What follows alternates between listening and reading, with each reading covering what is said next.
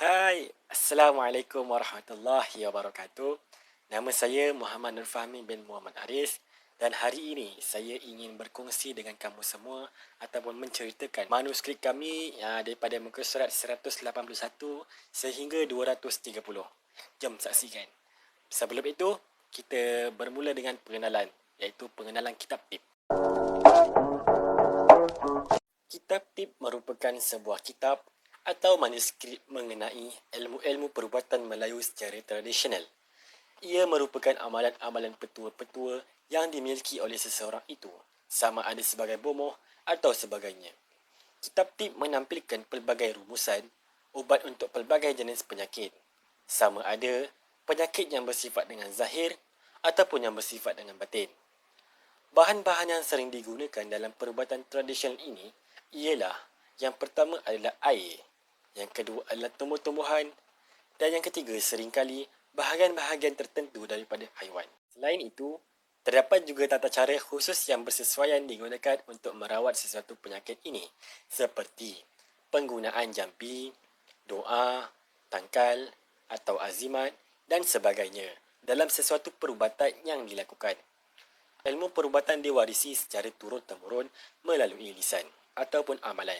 Pewaris ilmu ini lazimnya kedua-dua orang tua atau keluarga yang rapat dan jarang sekali dibukukan. Namun, sebahagian pengetahuan yang telah ditulis untuk panduan generasi akan datang. Sungguh pun begitu, kemujaraban dan kehebatan perubatan tradisional tidak dapat dinafikan. Bukti-bukti yang nyata telah banyak diperlihatkan serta perkara-perkara yang luar biasa adalah darah daging dalam perubatan ini. Dalam makalah ini akan dibincangkan salah sebuah kitab tip yang berada dalam simpanan Perpustakaan Negara Malaysia.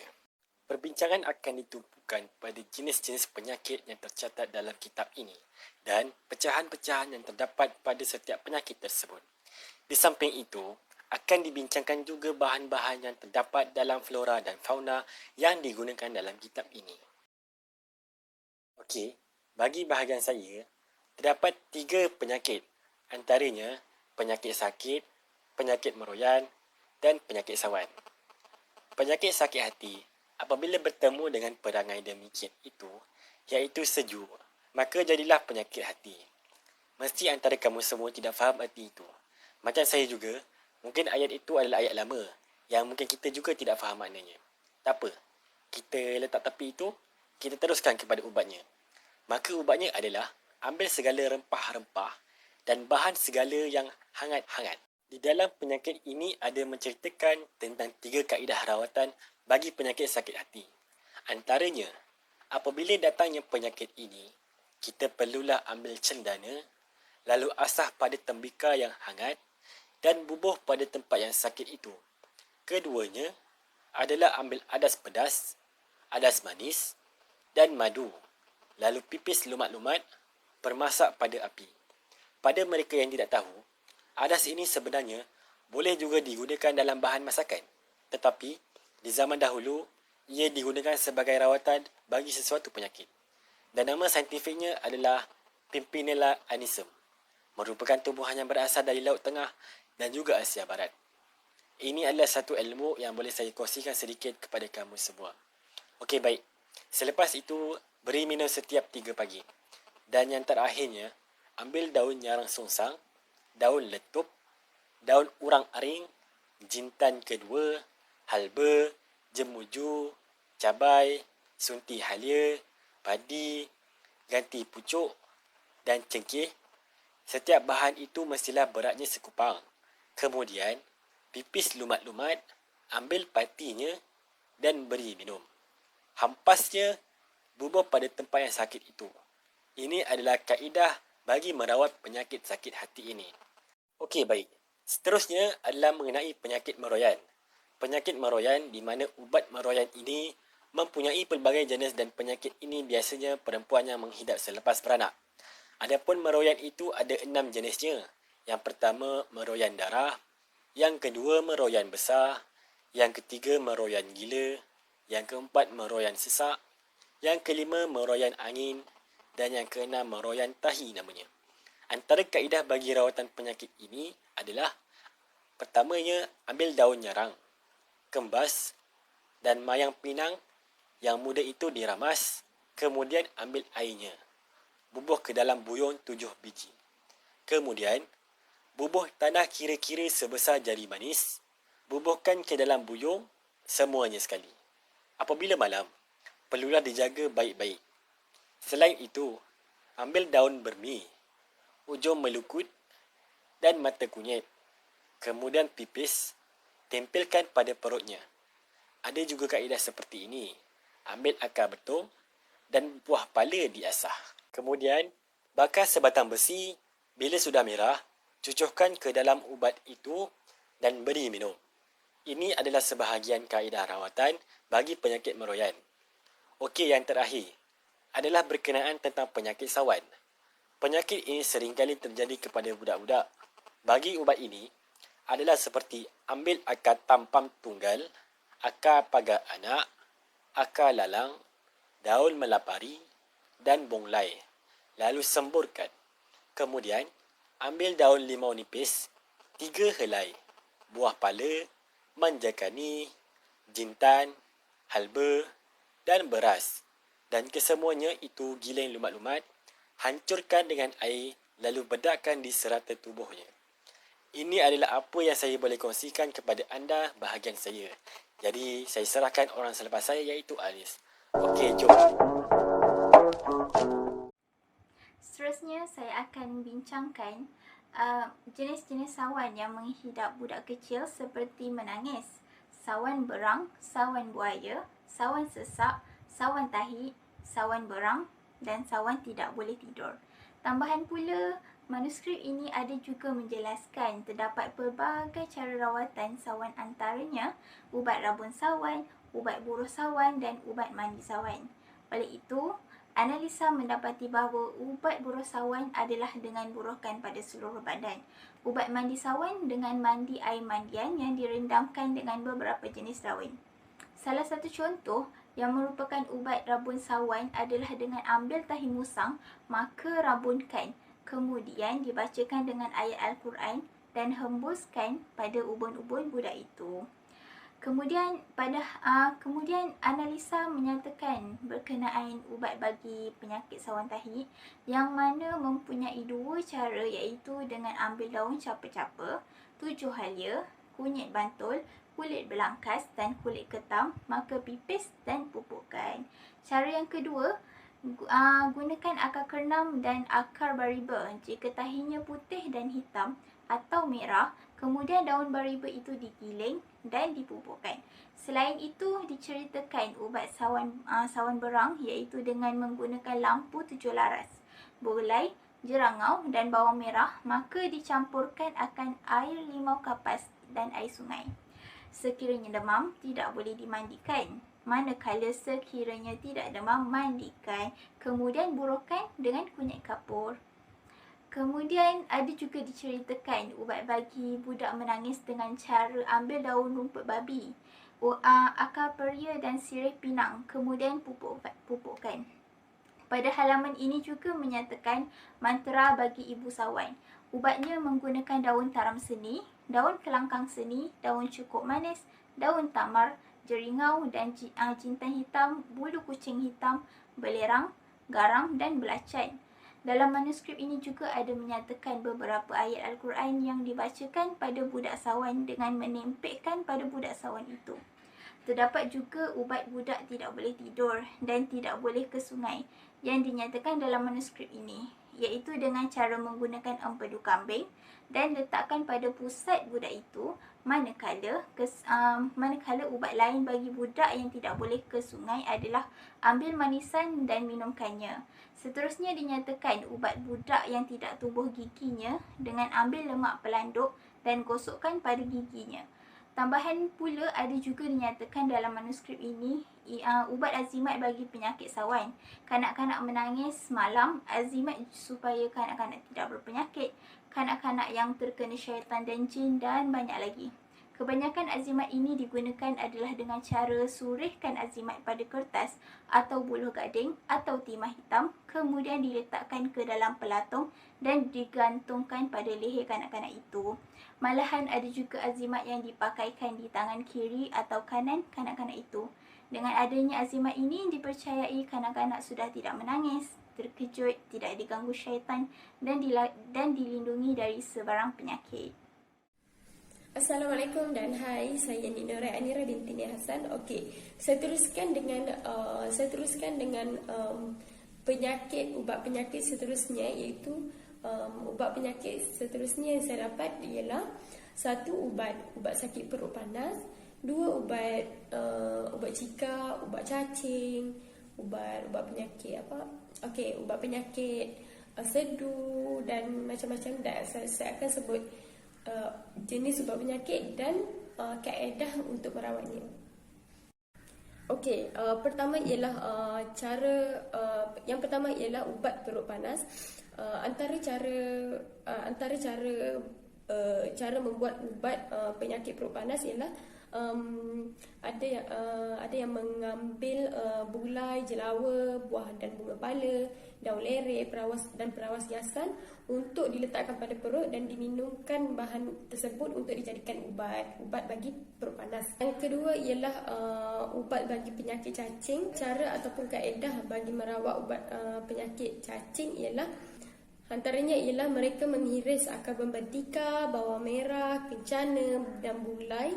Mereka mamah bahan tersebut untuk diambil pati dan dicelakkan pada ubun-ubun, leher, dagu dan pada pusat. Kaedah yang kedua bagi merawat penyakit cacing ialah mereka menyurirkan azimat pada daun lontar dan tungkam pada leher. Yang ketiga ialah untuk merawat ubat cacing yang naik ke mata, mereka meletakkan temu putih. Temu putih ni sejenis halia. Mereka meletakkan temu putih, jeringau dan bawang putih sebagai ubat bagi penyakit cacing. Ketiga ialah penyakit sabur ni kebiasaannya ada kalanya berlaku kepada orang tua dan kanak-kanak. Sakit sabur ni terdapat dua keadaan, yang mana satu yang keadaannya gemetar dan mulutnya berbuih. Yang kedua ialah yang mana keadaannya pesakit itu terlantar dan tidak bergerak. Bagi pesakit yang terlantar dan tak bergerak, puncanya ialah cuaca sangat sejuk, ataupun mereka mengambil makanan yang sangat sejuk ataupun mereka terkejut. Bagi keadaan pesakit yang gemetar dan mulutnya berbuih, keadaan ini berlaku ketika mana cuaca itu hujan ataupun angin sejuk. Cara merawat sakit sabur ni, bagi merawat sakit sabur, mereka menyalai seekor lintah dan 7 biji lada sulah. Setelah genap 40 hari, maka kuranglah penyakit sabur itu. Selepas tu mereka masukkan ke dalam masakan dan hidangkan selama 3 hari. Okey, seterusnya ialah ubat bagi penyakit lesu. Cara bagi merawat sakit lesu terdapat 10 cara untuk merawat. Pertama ialah mereka menggosok pada hulu hatinya dengan mengambil beras, bunga melur, cendana, kemian, daun sirih dan giasang. Yang kedua ialah bagi merawat penyakit letih dan lesu, mereka mengambil daun terong purut bersama rumput yang berada di jalan raya dan dibakar untuk diambil abunya dan diletakkan minyak lenga. Maka mereka letakkan bahan tersebut yang selepas dibakar dan diambil patinya dan letakkan pada orang yang sakit letih dan lesu tadi. Okey, seterusnya ialah ubat penyakit cika. Okey, terdapat banyak cara dan kaedah bagi merawat sakit cika ini. Antaranya ada yang minum air lengkuas, ada yang minum air yang mengandungi serai, garam dan jintan, dan ada juga yang minum air tiasan gajah yang diasah dengan jintan hitam. Tu untuk kaedah bagi merawat penyakit cikak. Seterusnya ialah ubat penyakit sedu. Antara kaedahnya ialah mereka menggiling bunga raya, daun bunga melur dan kayu-kayu hujan limau untuk ditampakkan pada leher dan dadanya. Ada juga yang kaedah lain, ada juga yang menggunakan kayu naga alan, bunga cengkeh, pala, kemukus, adas manis, adas pedas, bawang putih dan halia, menggaul ke semua bahan tersebut dan digiling dengan batu dan minum dengan air hangat. Itu kaedah bagi merawat penyakit sedu. Seterusnya ialah ubat kepialu, ubat bagi penyakit kepialu. Penyakit kepialu ni ada 2 jenis, iaitu sakit kepialu dan sakit kepialu sedu.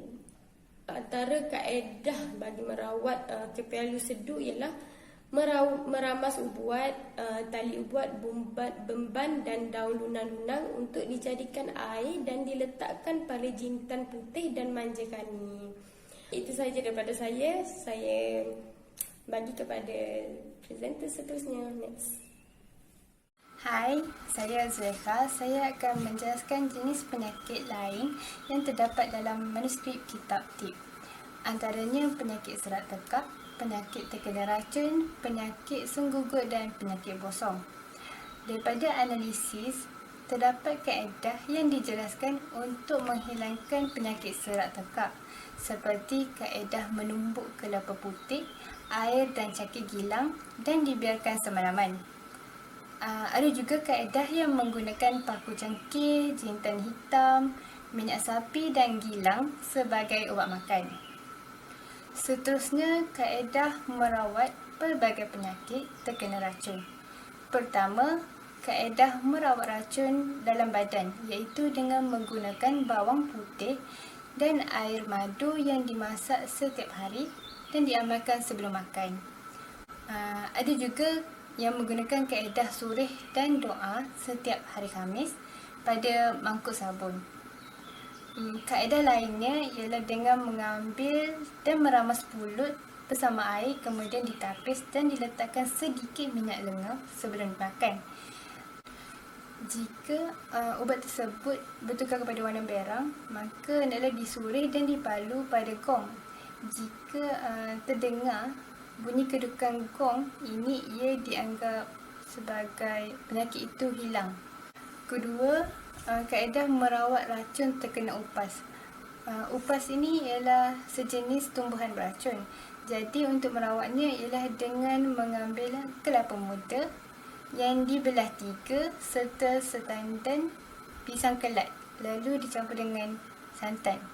Ubat ini perlu diamalkan pada 3 pagi. Ada pula ubat lain, itu dengan memasak serat upas tersebut dan dimakan.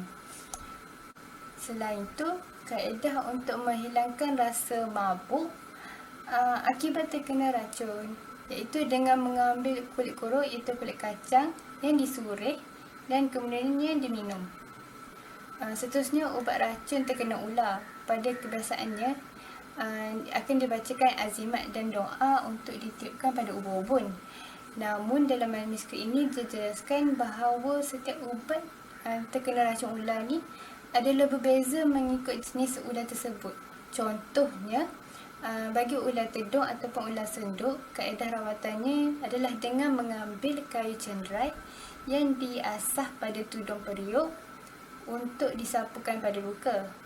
Manakala bagi ular kapak, ubatnya menggunakan isi keladi putih, beras giling, garam asam dan air.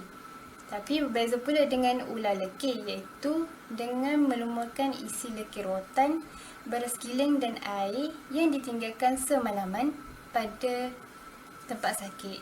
Itu dengan melumurkan pada tempat sakit.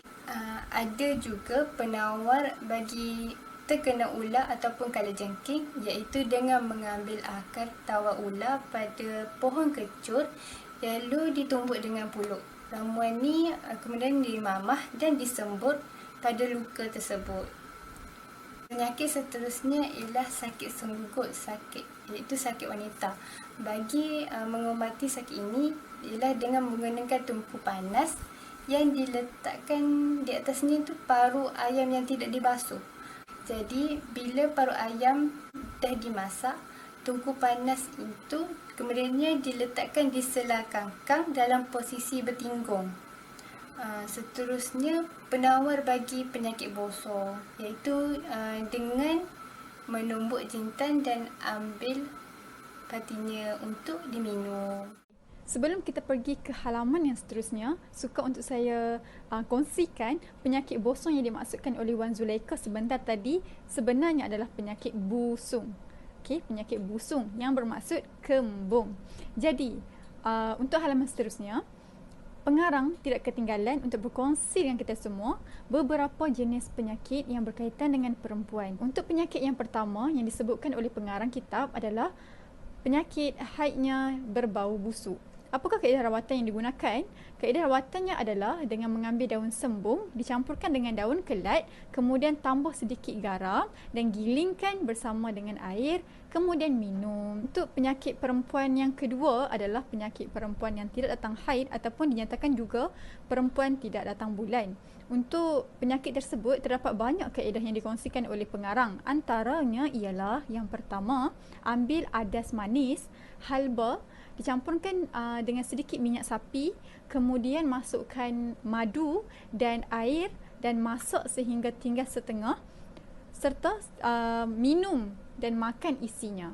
Dan yang kedua adalah ambil bunga cengkeh serta herba jemuju dan letakkan di tapak tangan, gilingkan, kemudian telan.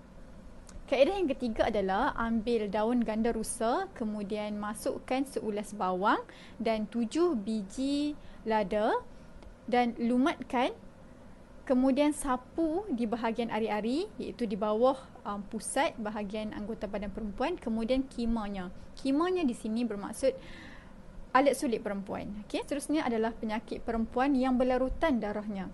Jadi, untuk penyakit ini, kaedah rawatan yang digunakan adalah dengan mengambil pati daun samsik, daun pedada, halia bara, lada sulah, dicampurkan juga dengan pinang muda, bawang putih, kemudian giling bersama dengan air dan minum.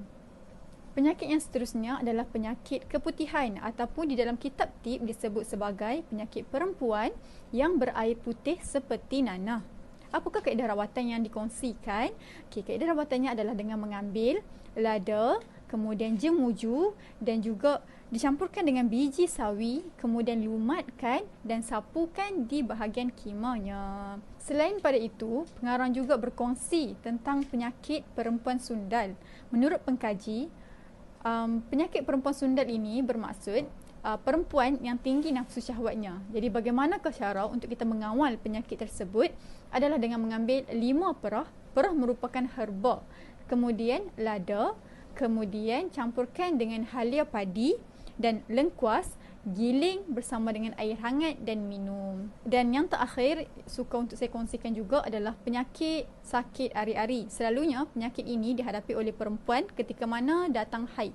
Jadi bagaimanakah cara untuk kita mengurangkan sakit ari-ari adalah dengan mengambil herba jerangau dan giling serta sapukan di bahagian ari-ari tersebut ataupun boleh juga dicampurkan dengan air dan minum. Macam mana? Menarik tak penyakit-penyakit yang kami kongsikan pada hari ini? Bermula dengan meroyan sehinggalah kesawan, masuk kepada sakit tekak, racun dan sampailah ke sakit perempuan. Semua ini penyakit yang disebutkan dalam kitab tib halaman kami. Itu sahaja perkongsian kami pada kali ini. Diharapkan video ini dapat memberi manfaat kepada anda semua yang menonton. Dan saya akhiri video ini dengan satu hadis yang diriwayatkan oleh Jabir. Rasulullah sallallahu alaihi wasallam bersabda, "Likulli da'in dawa, fa idza asiba dawa'un da'a bara'a bi iznillah." Atau kama qala, yang bermaksud setiap penyakit ada ubatnya.